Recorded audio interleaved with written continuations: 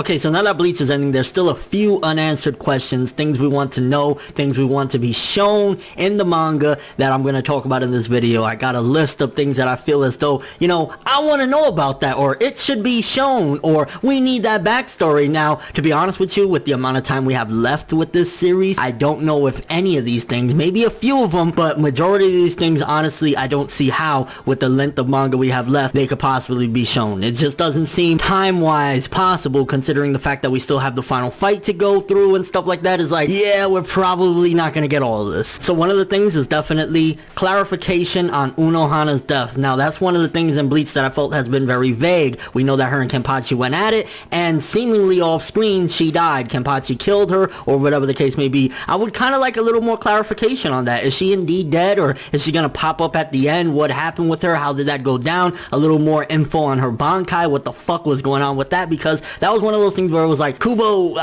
please, more elaboration, and I really hoped and thought we would get something about that towards the end, but with the time we have, it probably isn't gonna happen. Another thing that we want to see is the Bankais that have not been shown, a few being Shinji, a lot of the Zero Division. There's still some Bankais that have not been shown. Now, granted, Kubo has done an incredible job at the last minute at showing us Urahara's Bankai, Kenpachi's Bankai. He's been doing work as far as showing Bankais, but there's still a few Bankais left that we haven't seen, and in particular, again, the Zero Division, which I really wish we would have got to spend a little bit more time with them. I mean, we did get a little bit with, you know, the arc that we had regarding them and stuff like that, but there was more stuff I felt we could have seen with them, especially all of their Bankais. I mean, they're in the Zero Division, they're the top of the top, there's a reason why they're up there, and I really wanted to get an inside scoop on all of their Bankais. And again, Shinji is like, ugh, why was Urahara so smart and had all this intel on things? I mean, he was knowing about holification before it even became a thing. He knew about things in the Soul Palace before we even knew about them, before they were shown in the manga. So the mystery behind Kisuke Urahara is one of those things that, unfortunately, with the time we have, I don't see Kubo being able to pull it off with showing us everything of how he had all this wisdom, how he was always, you know, one step ahead and had all this scientific knowledge of the Soul Palace and stuff like that. I mean, it could very well be a very small thing, like, hey, he lived there at one point, or it could be a lot deeper. And that's one of the things that I wish, I doubt it'll happen, but I really wish we could get more insight on Kisuke Urahara, the mysteries behind him. Who is he? How does he know all these things? And what's up? The old Blood War. We never got to see the old Blood War. That was something that really had me excited. Like, yo, this is a 1,000-year Blood War. There was a giant war before, which basically started with Yawatch and, you know, Yamamoto going at it and shit like that. It's like, I would have loved to get, even if it was just a couple chapters, seeing what went down in that old Blood War, because you know it was a fucked up situation, and you know motherfuckers was getting decapitated left and right. And speaking of the past, we definitely need to get Yawatch's full-on backstory, his fucking relationship with the Soul King. A lot of different things regarding Yawatch, his backstory, need to be explained, and I think that's one of the things that Kubo cannot skip out on, because, I mean, this is the final villain, you know, the big enchilada. We need to know everything about Yawatch, how he started. I mean, we got little increments of him being this baby. We got a little flashback from Baz B and stuff like that. We need to know it all so we can understand why he has such a deep-rooted hatred for the Hollows. I mean, it started off with a disagreement on how you kill these motherfuckers and him and Yamamoto, you know, stuff like that, but we need the full-on backstory of Yawatch so we can understand the madness and why he became the villain that he is today. We definitely need to know about the Soul King. I think that's one of the most pivotal things regarding this, because the Soul King is basically, to a certain degree, the catalyst of all this. There's a lot of things that stem from the Soul King's decisions and things that he's done. I mean, we don't know why the fuck was he in a bunch of pieces inside of like frozen ice and shit like that. What was it with the Soul King? What type of person was he? Why was he like, you know, just this mysterious figure? And then he really didn't do shit. I mean, Bach went in there and stabbed him and called it a day. We definitely need at least a chapter out of all this that we have. Even if it's just half a chapter, we need to find out more about the Soul King and everything regarding his backstory and just how did he end up fucking cut up in pieces in blocks of ice. So it's something small, and I definitely think it'll be probably addressed in the last chapter or second to last chapter, the pairing situation. There are people that really care about that. They have their heart set on it, so we definitely need to see if Ichigo does end up living a normal life at the end. Who is he gonna be? Is it gonna be Ichihime or Ichiruki? I mean, personally, as much as I prefer Rukia as a character a billion times over Orihime, all she has is big tits and them weird powers that she could do so many great things but doesn't do shit.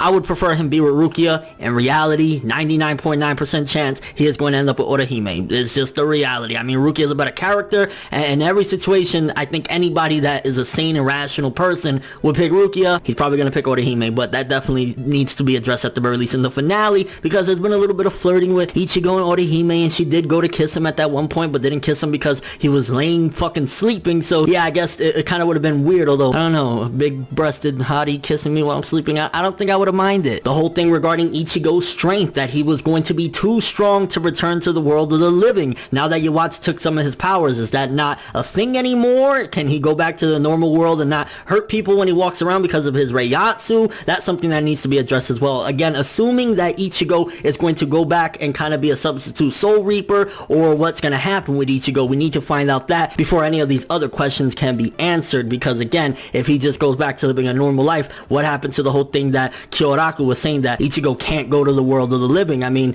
there's a lot of things in that scenario, again, because Bach took a good chunk of his power and his Reiyatsu is probably lower, so that needs to be addressed. Although this goes along with the Bankais, I think overall Aizen in general is something that needs to be tackled very heavily, and we do have the time. This is one of the things that I really hope Kubo goes deep into. Aizen's Bankai, that's one of the number one things, and all of his true motives, because Aizen, you know, he did all these things, and then at the end it was kind of like, even Ichigo asked himself, is he really bad? I mean, you gotta look at the body count. Aizen didn't really pile up the bodies that much, and the people he did hurt was his own fucking crew, so you gotta think to yourself, what was it that Aizen was truly after? Did he truly want to become God, or was there something more? The theory that he did everything that he did in preparation for the Quincy invasion is still out there, so we definitely need to find out all about Aizen, what set him forth to do everything that he did back then, like his childhood. There's a lot of questions about Aizen that I really hope in these final chapters Kubo can tackle. If not, at least in a data book, bro. Give us something. Give us a movie. Aizen the movie. Fuck Ichigo. Get him out of there. Give us Aizen. Then last but not least, which kind of ties into a lot of different things, is what Aizen meant when he told Kisuke, why would you side with that thing? Knowing what that thing is, why would you do that? First of all, how does Aizen know what Kisuke knows regarding that thing? But also, what was it? Is it that, you know, the Soul King was evil? Did he know that? That's one of the main questions I think that is burning in a lot of people's heads right now, because the Soul King didn't do shit. He was stuck in ice. He didn't do anything. So how would Aizen assume that he's bad? And why would he refer to him as that thing? Is it because he's seen the Soul King? You know, again, that goes back into Aizen's backstory of things that we don't know about him, but that's definitely one of the number one things for me, is what did he mean by that thing talking to Kisuke at the end of his arc? And then a couple of extra tidbits of things that I think would be neat to find out, or get to see at the very least. I want to see Chad and Orihime have a really big moment. I think unfortunately the biggest moment Orihime is going to have in the remainder of this manga is the fact that she was backing up Ichigo when he first went to fight Bach. I think that's it for her, and it would really be a shame if the finale that we got of Chad was him fighting those sand things. Like, if that's all we're gonna have from Chad, that was Kubo saying, hey Chad, you had your big moment in the manga. That is sad, because I can honestly say, and I don't give a fuck, because fuck Sakura Haruno, but Sakura Haruno would have had a better ending and better moments at the end of Naruto than Chad would have. If that's the finale, we're not going to see Chad do anything else, and that is absolutely disgusting. Please, Kubo, I don't give a fuck if it's him jumping and dry humping Yawatsu's leg. Give him something, please. Another tidbit is what are Ururu and the other dude, I think it's Jinta or something like that. That would be a nice, neat thing to find out. Maybe throw it in a data book or something, because that was one thing that Kubo said he did want to address, but he doesn't know if he's ever going to address, so that'd be something neat. And I'm not really sure if this was answered or not, but it would be nice as well to find out what the fuck happened to Holly Bell. Is she still in Yawatsu's sex dungeon down in Huecamundo? Like, was she ever rescued? Like, what the fuck happened to Holly Bell's big titty ass? I want to see that. Like, yo, throw that in there too, Kubo. But yeah, that's all the questions that I could think of that we have for the finale of Bleach. Unanswered questions, things we want to see, things that should be shown in the finale. Let me know what you guys think though. First of all, are there any things that I did not mention, anything major that should definitely be shown in the finale of Bleach?